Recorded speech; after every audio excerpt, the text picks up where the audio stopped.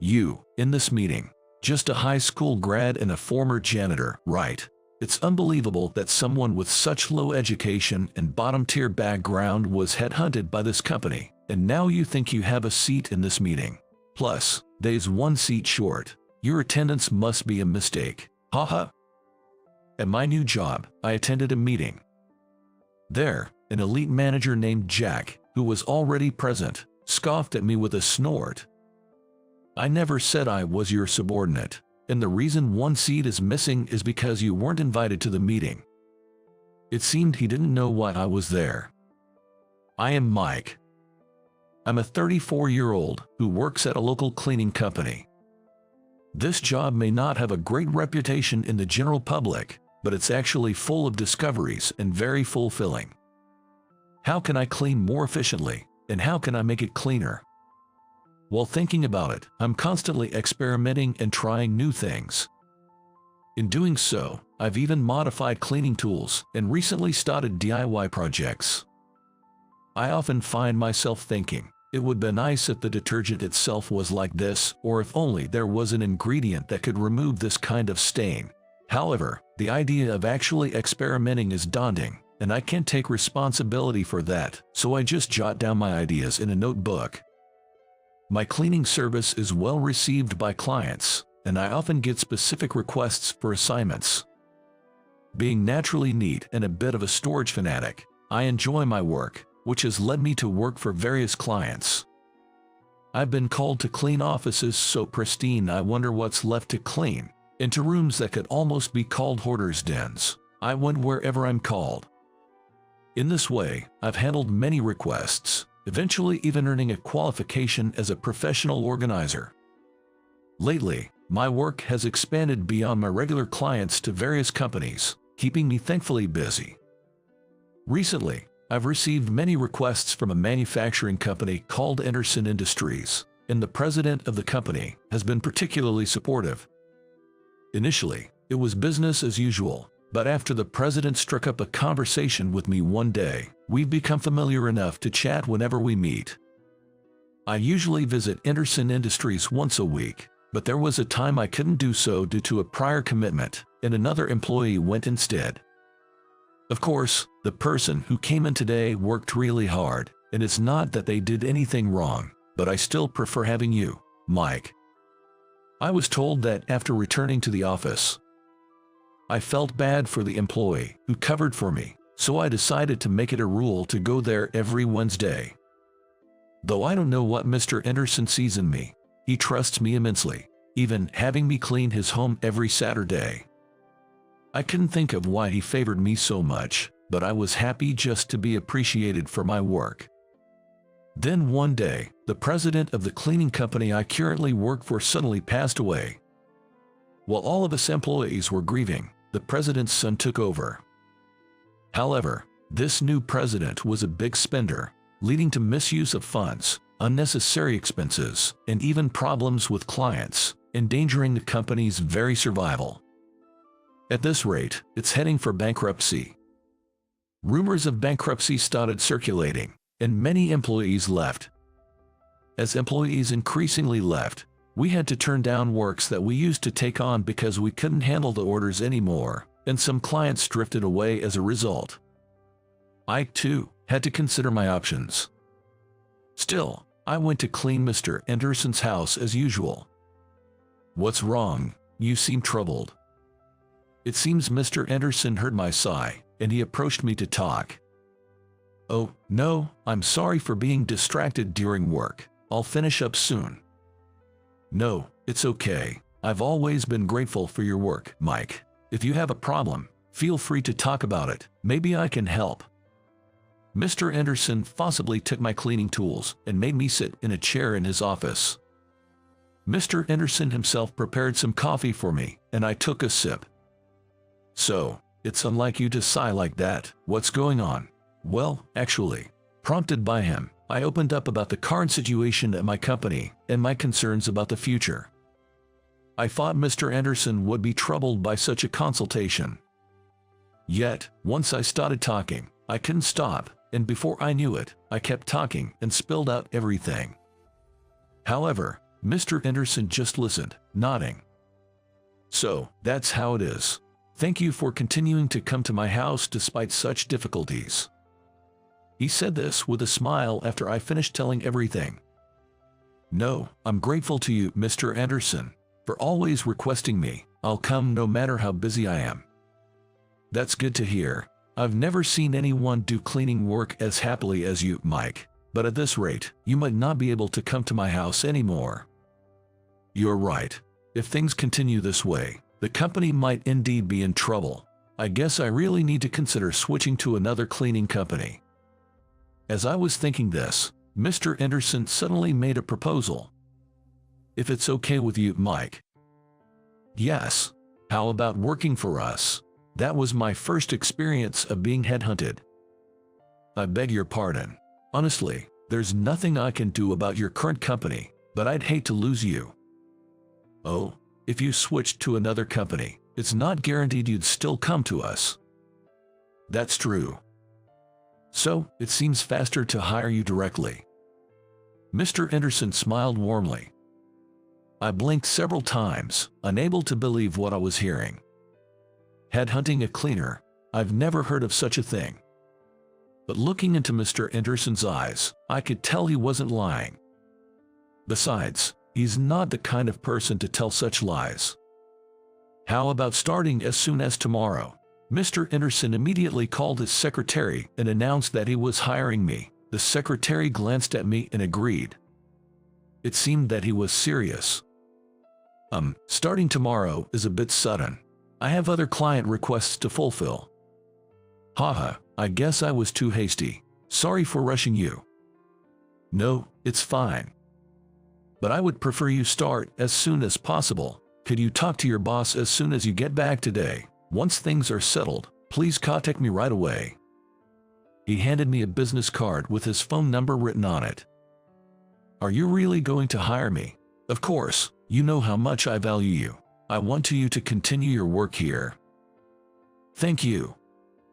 And so, my job switch was settled surprisingly smoothly.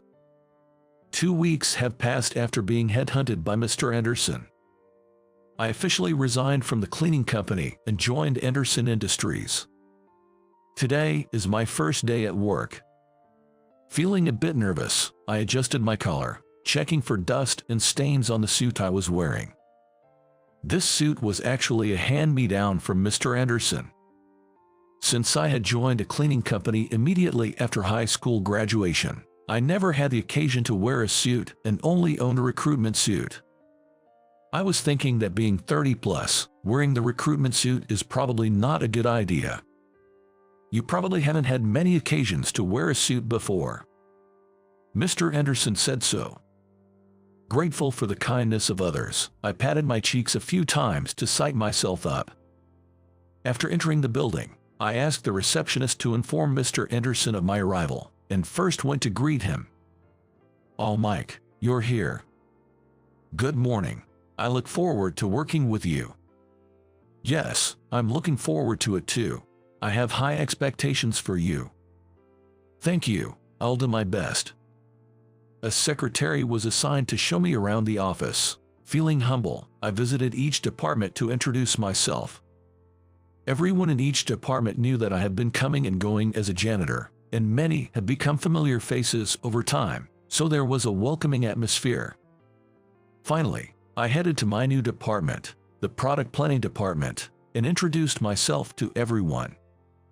"Starting today, I'll be working with you. My name is Mike. Nice to meet you." Though nervous, I was relieved to be warmly received. Then, I noticed one empty seat. "Whose seat is that?" "Oh, that's Jack's seat. He's been in a meeting since this morning, and isn't here right now." "I see." Nodding at the words of the woman from the planning department, I suddenly remembered that I was also supposed to attend that meeting. I quickly checked the time and then hurriedly asked for and headed to the meeting room location. Fortunately, there was still a little time before the meeting started, and only one other man was present. This man was probably Jack. I needed to greet him properly. "Are you Jack, I believe? I apologize for the late introduction. I've been assigned to the product planning department starting today. My name is Mike, and weren't you just the bottom-rung janitor here until last week? What are you doing here?"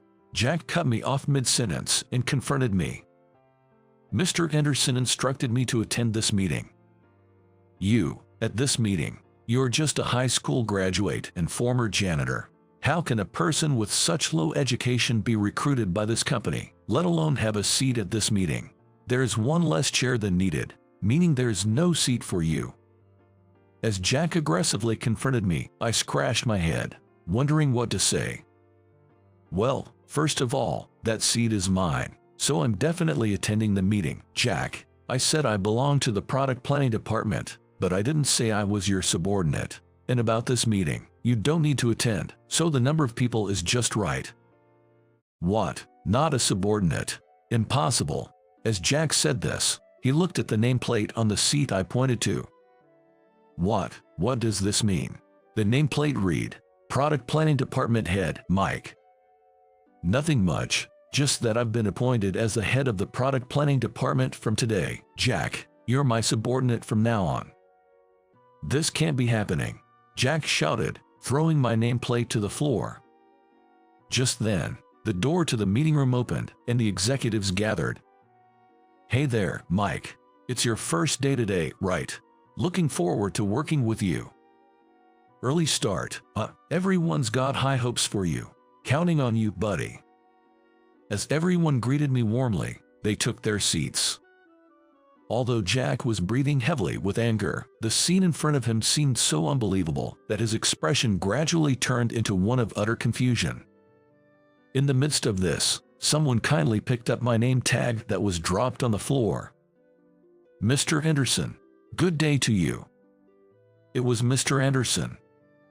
"Mike, any trouble here?" As he returned my name tag to my desk, he looked curiously between us. "No, nothing at all." "Is that so? By the way, why is Jack here?" Well, the workday should have started by now. We have a meeting soon, so you should head back to your department quickly."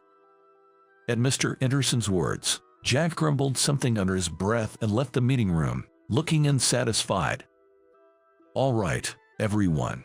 I think you might already know, but I'd like to introduce our company's new member. As some of you may know, effective today, I've been assigned to the product planning department. My name's Mike. Pleased to meet you all."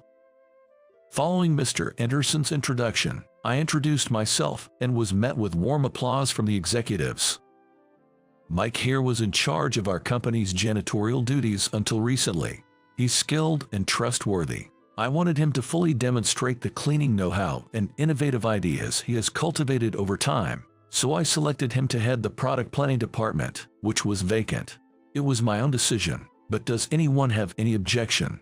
Nobody raised any objections, and everyone welcomed me as their new department head. I learned that my predecessor was a woman. She had resigned due to childbirth, leaving the department head position vacant for a while. Normally, Jack, who was a manager, should have been promoted to department head, but his promotion was put on hold due to his overbearing attitude, which had been a growing concern within the department. After the previous department head left, Jack's behavior only escalated, and there were several complaints about him to the HR department. However, I wasn't originally meant to be a department head. I had heard from Mr. Anderson himself that he initially intended to employ me directly as a janitor for the company, which I had also assumed. When the idea of direct employment came up, he had asked to accommodate as many of my requests as possible, including janitorial equipment. I showed him the ideas and tools I had secretly developed and modified. Anderson Industries, a storage and household goods manufacturer, seemed like a place where I could bring to life the ideas I had written down, ideas I had always wanted to actualize. Realizing this was an opportunity I couldn't miss, I found myself passionately making my case. Mr. Anderson didn't criticize me but instead looked thoughtfully at my ideas and tools for a while. "How about we make these together?" He proposed this afterwards. Together? Actually, the head of our product planning department is currently vacant, and I'd like to recommend you. Department head, me. Jess, we've been wanting to expand our cleaning supplies, but we haven't had any great ideas. After hearing your pitch, I thought your ideas seemed practical and something I'd want to use. Mike, you plan it and we'll make it. Yes, I think you'd be suitable. What do you think? I'm honored just to be employed, let alone in such a position. It's too much for me. Haha, no need to take it so seriously. Even as a department head, you'll be planning with everyone in the department. I think you're up to the task, Mike. Plus, as the head of the planning department, you'll be the first to try out the prototypes of new cleaning products, won't you? New prototypes, of my own design, and being the first to test them. That was exactly what I wanted, and so I found myself nodding in agreement. Thus, as the new head of product planning, I attended my first meeting and seized the moment to share all my ideas for cleaning tools. I got so carried away with my enthusiastic speech that I thought I might have scared them off, but it seemed my passion got through, and the executives largely agreed with me. One of my ideas was even selected for development into a prototype, which left me unable to contain my excitement. Continuing as the department head, I proposed improvements for the cleaning tools currently in development and, leveraging my certification as a professional organizer, suggested improvements for health products, making every day at work enjoyable. Even as I progressed in my role, I requested to continue the weekly Wednesday office cleaning and Saturday cleaning at Mr. Anderson's house, under the pretext of testing prototypes. At first, Mr. Anderson was surprised by my request, but then he said this: "Your skills are reliable, and I trust you. It was the original plan, so it's a help if you can do it. Just make sure it doesn't interfere with your duties as department head." His approval only fueled my motivation. Eventually, I wanted to use the expertise I gained from the cleaning company and was in talks with the marketing department about promotions. Jack, who initially confronted me, eventually stopped after I continued to focus on my work, possibly having some realization. The interaction with Jack during that meeting was apparently witnessed by Mr. Anderson, and Jack received a stern warning from him afterward. Due to his past behavior and the complaints from his subordinates, Jack was demoted from manager to a supervisor position. This seemed to have a significant impact on him, and he became much quieter. Amidst all this, I finally had a chance to have an open and honest conversation with Jack. While we're at it, let me ask you, what was your dissatisfaction with me? Was it because of my low education, or because I was just a janitor who suddenly appeared out of nowhere? Well, yes, that's about it. At first, Jack hesitated to speak, but as I persistently questioned him, he began to share his thoughts bit by bit. Jack graduated from a prestigious university and was confident in his academic achievements. However, it turns out his preferred company was elsewhere, and he didn't secure a job offer there during his job hunt. Feeling confident about his educational background, he was deeply disappointed when his life didn't turn out to be the elite career he had envisioned. Despite being hired at this company, his enthusiasm eventually turned into resentment, thinking, "I can't end my career in a company like this." Even under the previous department head, I couldn't accept working under a woman. I looked down on her, thinking, "How dare she, being a woman?" I even resorted to harassing her behind her back. Is that so? After she left, I naturally thought I, as the manager, would be promoted, but then, to my dismay, someone with lower level of education became my boss. It felt so empty, wondering why someone who just showed up out of nowhere gets valued and becomes the head, while I get no recognition at all. That's probably why, right there. But even if you say that, Jack, looking down, seemed not to fully understand what he had done wrong. I may indeed have a lower level of education, and I understand how working in a cleaning company is perceived by society. I just liked the job of cleaning, not because I had any special confidence in myself. However, thoughts like I want to create this kind of product, it would be better if it was like this, or this might make it easier to use and lessen the burden. I believe I have more than anyone. I'm not creating these things just to be evaluated by a supervisor. I did the cleaning work originally because I liked it. The previous department head probably planned things from a woman's perspective, closely aligned with the consumers. That's why she became the department head. It's not about being a woman or a man. It's about being evaluated based on achievements, which you, Jack, should have known better. But what about you, Jack? Have you ever thought about the consumers? Have you considered this could make it better, or let's try this? Have you only been thinking about getting evaluated yourself and not empathizing with the consumer's feelings? That's maybe true.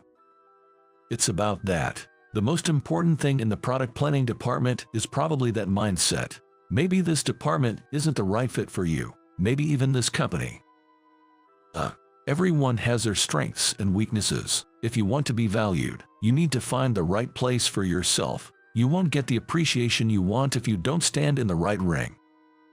Jack couldn't argue against my words and was at a loss for words.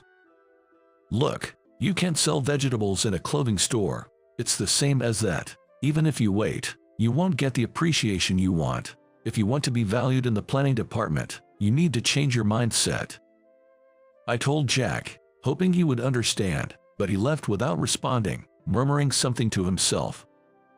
A few days later, on Saturday, while I was cleaning Mr. Anderson's house, he approached me with a smile.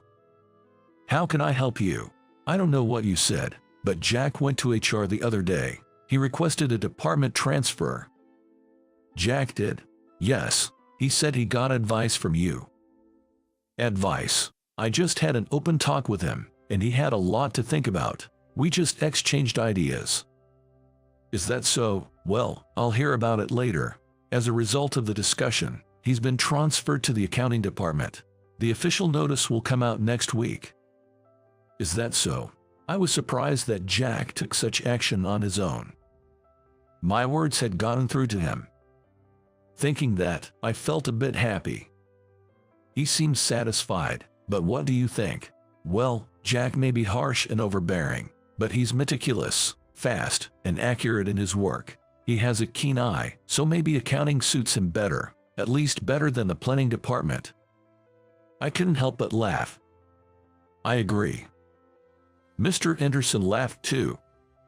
Just as Mr. Anderson said, an official notice was issued, and Jack was transferred. True to his nature, Jack's meticulous and anxious personality came to life in his new role. Some from other departments even complained that the accounting reviews had become somewhat stricter and more challenging. However, he seemed to be enjoying his work, exhibiting his skills. He was seemingly quite valued in the accounting department. He hadn't completely lost his overbearing nature, but it appeared he no longer got unreasonably angry or made sarcastic remarks. It was a relief to see that accounting, not the planning department, was a better fit for him. Finding the field that suits you is important, isn't it? Yes, it is. You seem to fit perfectly in your current role, and as the one who promoted you, I'm very proud.